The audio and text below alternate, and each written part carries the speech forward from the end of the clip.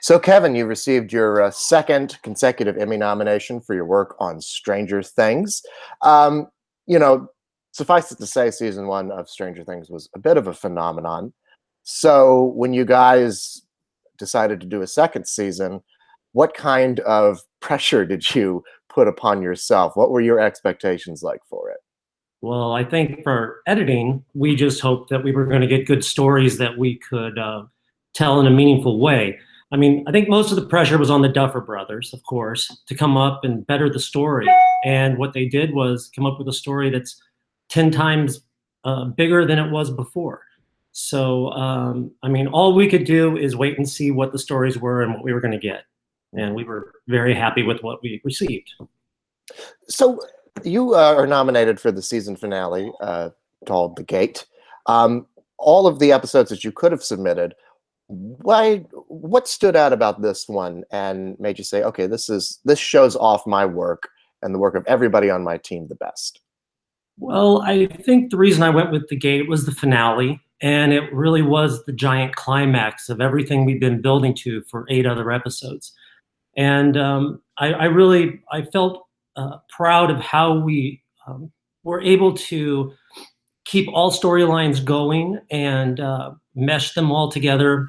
And I mean, that was basically the reason. Was I just thought it built and built and built, and there were moments of comedy, moments of suspense, drama.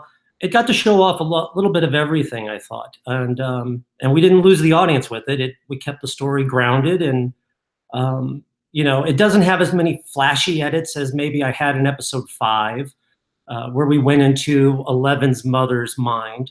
But overall, I just thought this through line was better.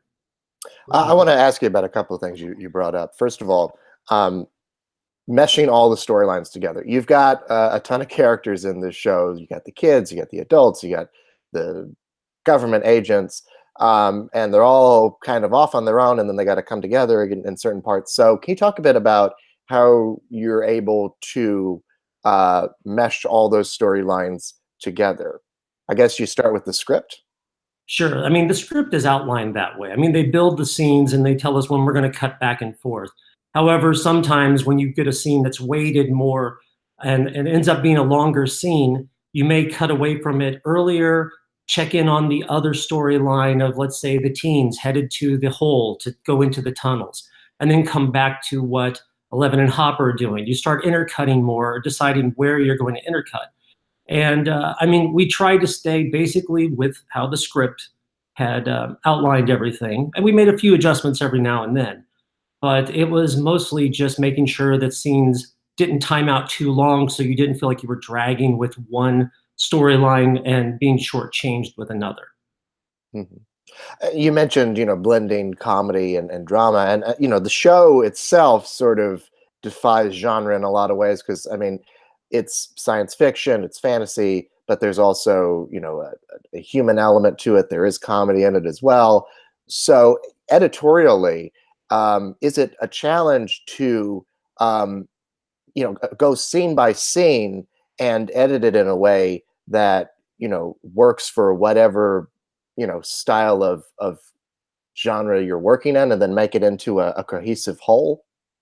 Well, I mean, I feel like editing, you take the material you're given and try to tell the best story you can with it. And within each scene, you want to try to get to what is the through line of that scene. The Duffers, Matt and Ross, have laid out a great story, and we just have to follow their blueprint. However, the editing of Stranger Things, yes, there's comedy, yes, there's pure action, or there's that suspense element, which you might find in different genres. However, the blending those together was pretty easy because it was all grounded in this 80s world, versus we didn't try to go with slapstick humor in places. We didn't try to go to a farcical type of storytelling at all. So we weren't really getting outside a style of editing per se. I mean, that's one of the things I like, is that it defies being able to be pigeonholed into a genre, which confounds a lot of producers that I talk to in interviews for other jobs. They'll say, well, wait, are you a comedy editor? Are you a sci-fi editor? They can't nail it down because we get to be a little bit of everything. Mhm. So, you mentioned the '80s influence of it, and certainly that is, something that the show is known for. Um, can you talk just a bit more about? I mean, what do you look to? Are there influences that you look to before you start editing a specific episode? I would say no. I mean, I know a lot of people like to say, "Oh, this is the ET episode or the script or that scene." Or funny thing in season one, I have people refer to a scene I cut about that's the witness moment when Lucas Haas sees Danny Glover's photo in the case, and we cut that scene. I had no idea that was ever the witness moment. It was just how it cut, and maybe subconsciously because I saw Witness when I was a teen. Maybe it's stuck in my head that hey, this is a really great editing pattern, but I wasn't planning it at the time. So I mean, look, I was in high school in the '80s, so I saw those movies, the Stephen King movies, the Spielberg movies, and I think that style kind of rubbed off on me subconsciously because that's how I thought movies were made, or that's how you told a story. So I think that's how I ended up, cutting scenes in a certain style. I guess people are just looking for those influences or references anyway when they're watching the show. I mean, one of the great things about it is that you know there is that there. There is that kind of influence from the films that they've seen, but Mhm. also, I mean, it is its own thing as well. It's sort of a modern take on nostalgia, if you will. True, true. And I always thought of, oh, the Poltergeist is a big influence too, but I didn't consciously go that way. One thing I would say is like I did know in my dailies in season one when the van flips over the bicycles. Okay, that is the ET bicycle flying scene in reverse. That ended up being one of those that I knew what I was getting at the time. Right. Yeah. In terms of building momentum, this is the finale, so a lot of things are going to pay off. Can you talk explain a bit how you build momentum within this hour of television?